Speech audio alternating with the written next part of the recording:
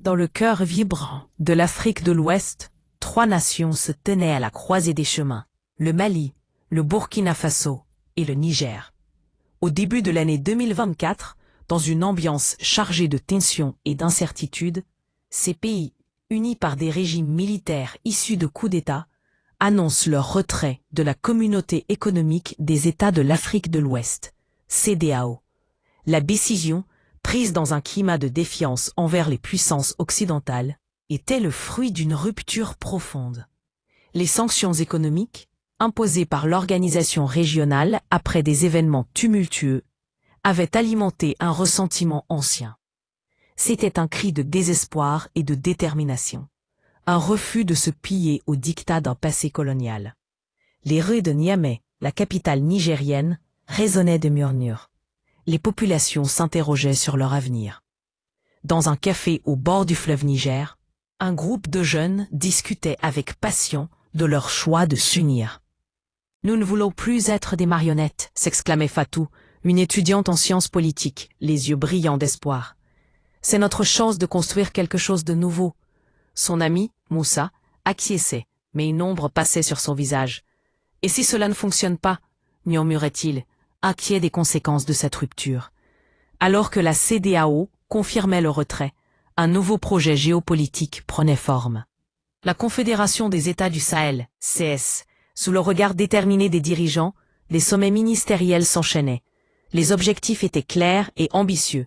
Une défense commune contre les menaces qui planaient. Une diplomatie unifiée face aux pressions.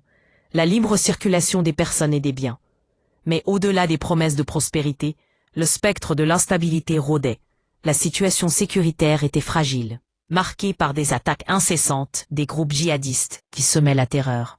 L'attaque meurtrière de Bani Bangou, où 34 soldats avaient perdu la vie, était un rappel brutal de la réalité.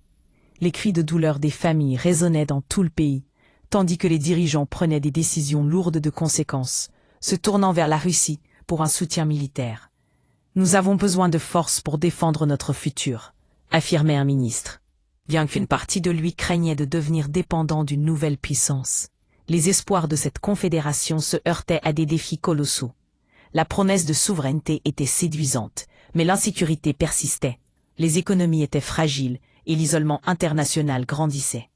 Le rêve de Fatou, de voir son pays s'épanouir dans la dignité et l'indépendance, était confronté à la dure réalité des choix difficiles. « Nous devons avancer, pas reculer », affirmait-elle, mais le doute persistait dans l'air, emprisonnant les aspirations d'une génération. Alors que les dirigeants se réunissaient pour discuter de l'avenir, un sentiment de gravité pesait sur leurs épaules. Ils savaient que la réussite de la CES dépendrait non seulement de leur capacité à surmonter les obstacles, mais aussi de leur engagement à préserver la voix de leur peuple. Dans un monde complexe et souvent hostile, leur quête d'indépendance était un récit en cours d'écriture, oscillant entre espoir et désespoir. La Confédération des États du Sahel était née, mais son destin restait incertain, suspendu entre la promesse d'un avenir meilleur et le danger d'une nouvelle dépendance, cette fois-ci à l'Est.